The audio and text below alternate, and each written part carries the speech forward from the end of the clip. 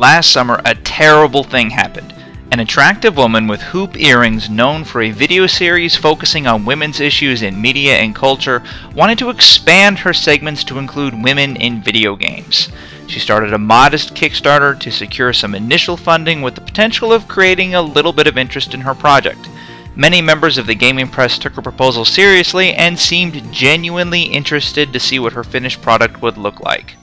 The rest of the internet and gaming culture made me feel ashamed to even be associated with the medium by spewing some of the most misogynistic bile I've ever been witness to.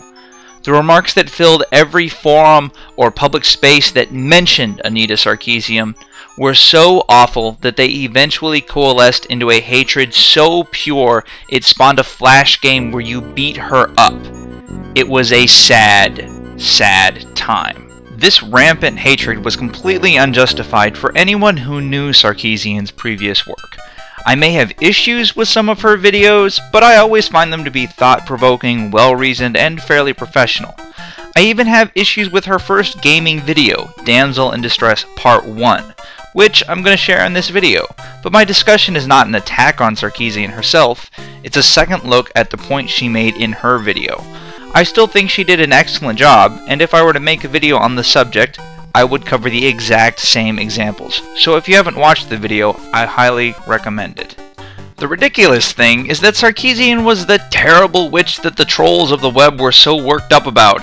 She was portrayed as this man-hater who was going to take all the fun out of our games. She was going to create some kind of controversy that was going to spoil the medium.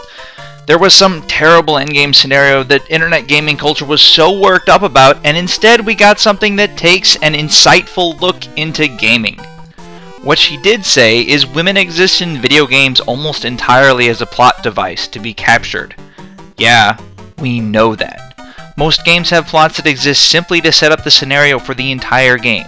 It's lazy game design, but that makes sense since clones of popular games have always existed, and several of the most popular games from the early days were Super Mario Bros. And The Legend of Zelda, both of which used a captured princess as their incentive for the game, just like there were tons of 2D side-scrollers that wanted to be Mario.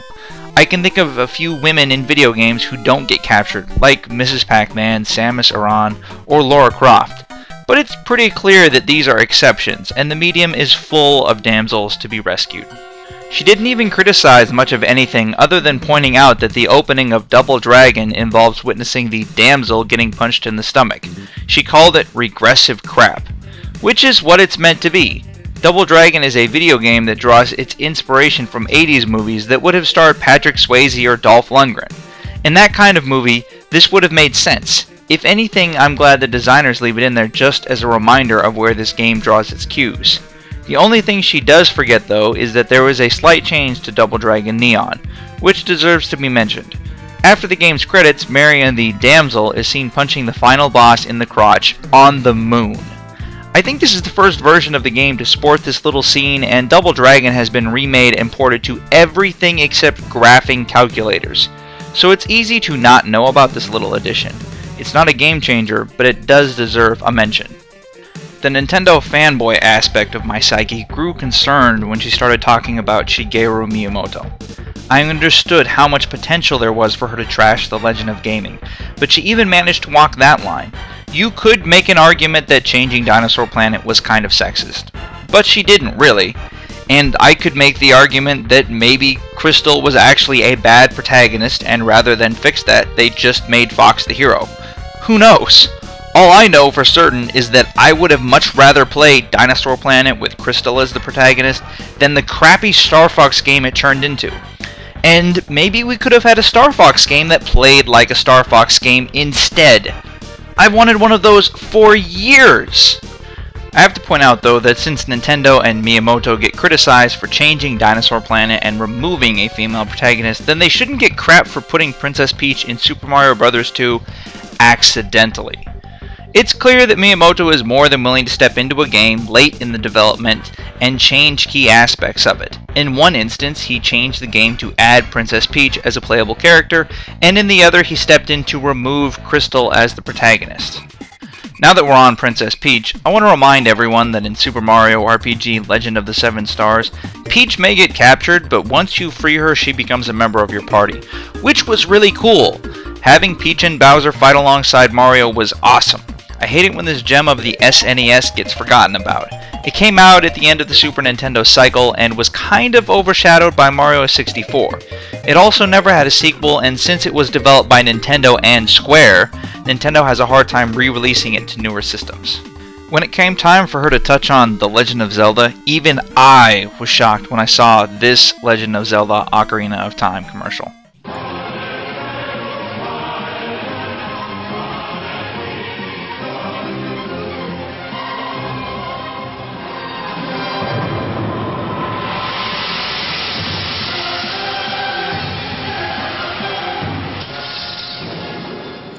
But I was pretty much in agreement with her on the rest of it. Zelda does also get captured way too often, and I read quite a few articles discussing the Zelda chic concept and how immediately upon being revealed as Zelda, she is captured.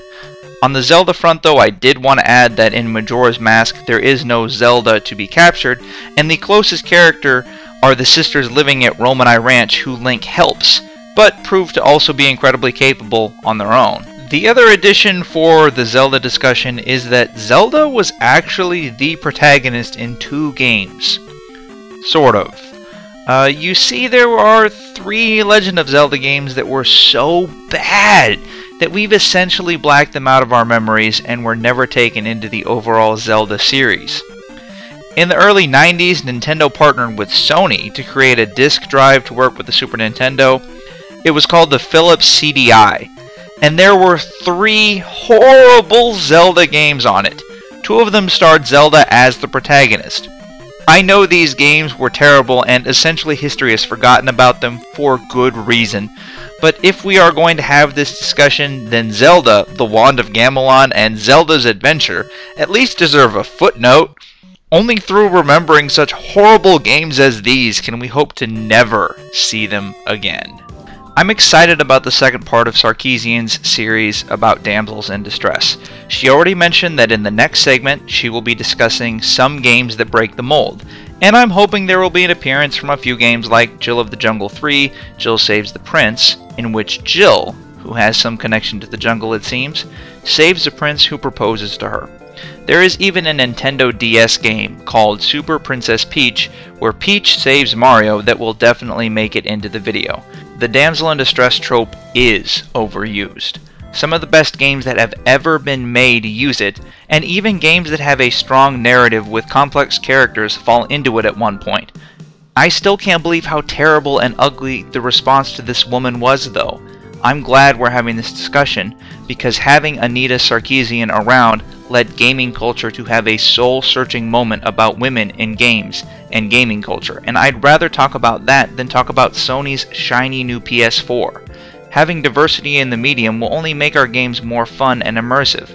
Having this discussion about women will help gaming culture to be more inclusive and will also encourage developers to put more effort into female protagonists and even female supporting characters, both of which the medium is sorely lacking.